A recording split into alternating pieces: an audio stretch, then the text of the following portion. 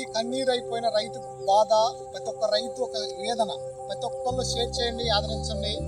రైతుగా అనుకున్న ప్రతి బిడ్డని ప్రేమించండి. బట్ ఈ వీడియో ఎందుకంటే ఇవాళ ఒక రైతు 5 కోట్లకి ఆహారం అందించడానికి 1 కోటి మంది వ్యవసాయం చేస్తే కానీ 5 కోట్ల మంది తినగలుగుతారు.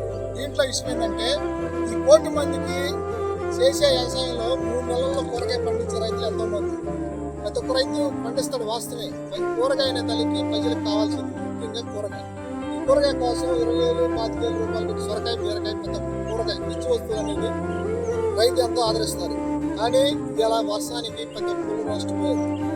సో ఏంటంటే నేను చెప్పబోయేది, మనకి 3 నెలల్లో మళ్ళీ కూరగాయ అభివృద్ధిగా దొరకాలన్నా చేయాలన్నా ప్రజలే దానికి సహాయం చేయాలి. ఇది ఎలాగంటే మీకు తెలిసిన రైతు ఎక్కడైనా మీ పక్కన ఉంటాడు లేదా మీ కల్చర్లో ఉంటాడు.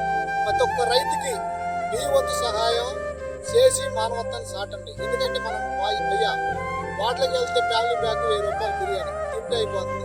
కానీ ఒక రైతుకి నువ్వు 1000 రూపాయలు కొట్టి చూడు, ఆ రైతు నీలాంటి ఒక 5 సహాయం చేస్తే, వ్యవసాయం చేసి మళ్ళీ 5 కోట్లకి జనానికి ఆహారం అందించే శక్తి ఆ రైతు దగ్గర ఉంటుంది. కాకపోతే మీరు కొట్టి 1000 రూపాయలతో మీరు ఎంత సంతోషపడతారో ఆ రైతు కుటుంబం కూడా అంత ఆనందిస్తుంది.